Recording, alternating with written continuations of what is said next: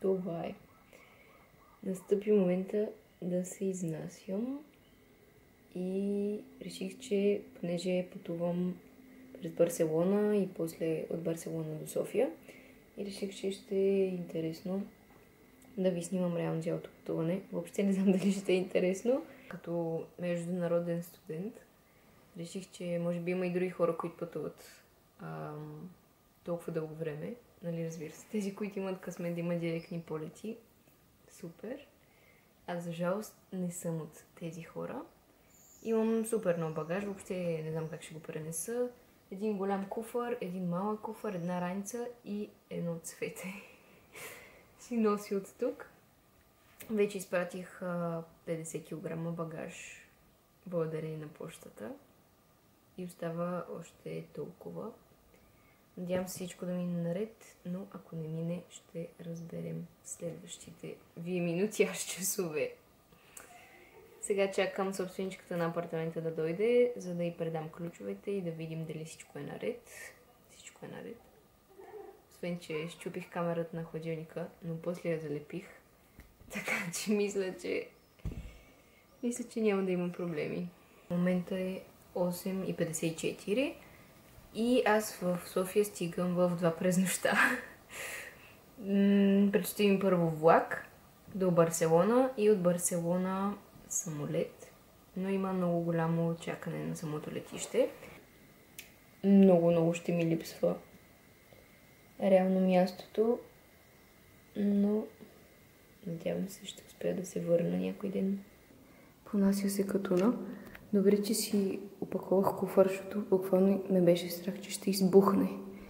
Иначе ето стълбите, по които се наложи да слизам с куфарите ми. Като цяло са си стръмнички. Но за последен път ги слизам.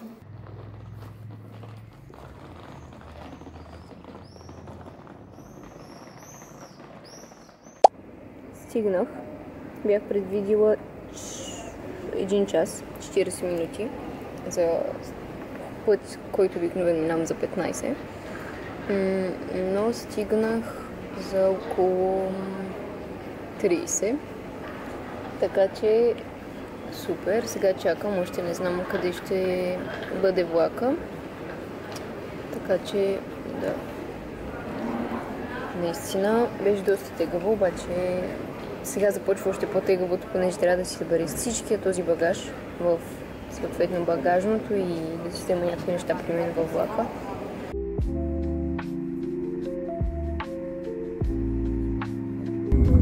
Забравих си камерата долу на мястото ми, така че лошо качество, но дойдох сега на втория етаж, защото имам едно интервю с един университет, така че надявам се да мине добре.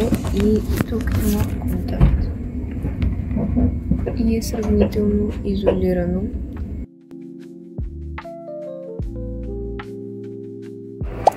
Стигнах, ето страшен хаос, има такива много хора.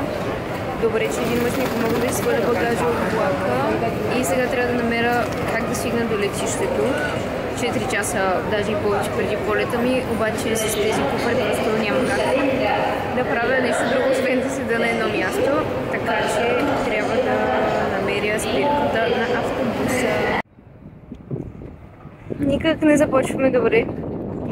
Не знам къде ми е автобуса изобщо и е тук на таблото, не го пише, за който ми трябва да намеря. И по принцип, гарата, ето тук е изхода.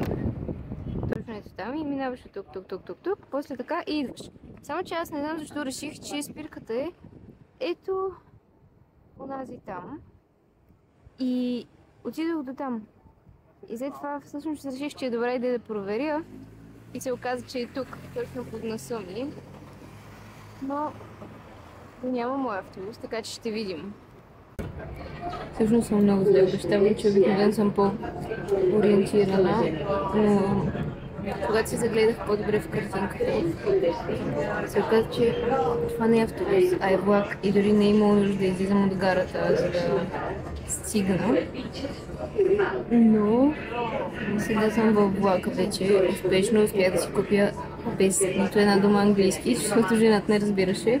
Благодаря на Duolingo, имам 99 дни. Успях да си купя билет. И накрая стигнах на летището.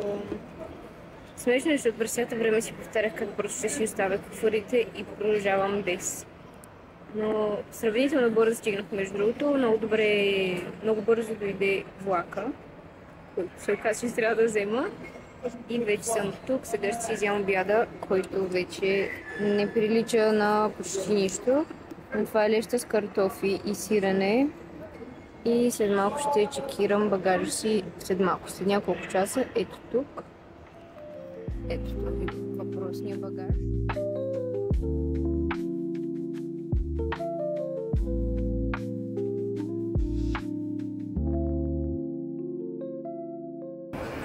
Беше много натоварен днес. Оставих си и двата багажа да ми се чекират и останах само с ето тази раница и с един плик, в който ми е цветето.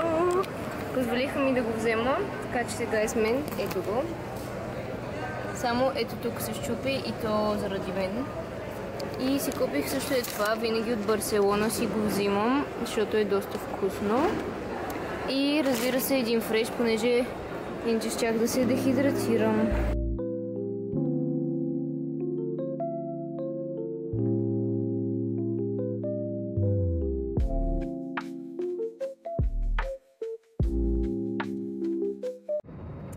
Един факт, че мразя самолети, работници и турбуленции, даже малко ме е страх. Обаче някакво се налага да ги ползвам. За хората от първа английска езикова гимназия в София. Изненадващо включване. Най-елитната гимназия по времето, когато аз съм завършил. Израснал съм си Грипа Патриарха, завършил съм първа езикова гимназия в София. Повтарям, София.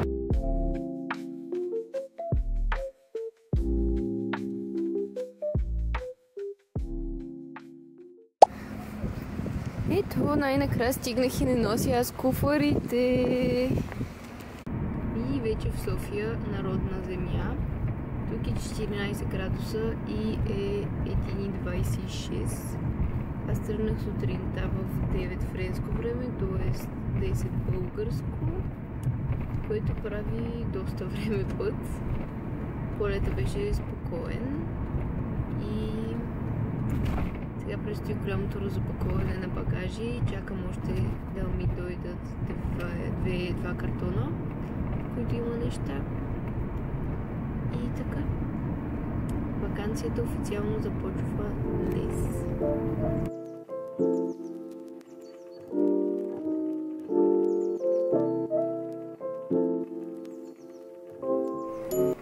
В колата ми дойде една мисъл и се чудя кое реално е по-срамно. Да си дърпаш куфарите супер рано сутринта и да шумиш, когато няма хора, примерно в неделя или събота, или да си дърпаш куфарите, когато има супер много хора. Напишете в коментарите. Не, шегувам се. Алек не ми казва, че съм кринч, моля те.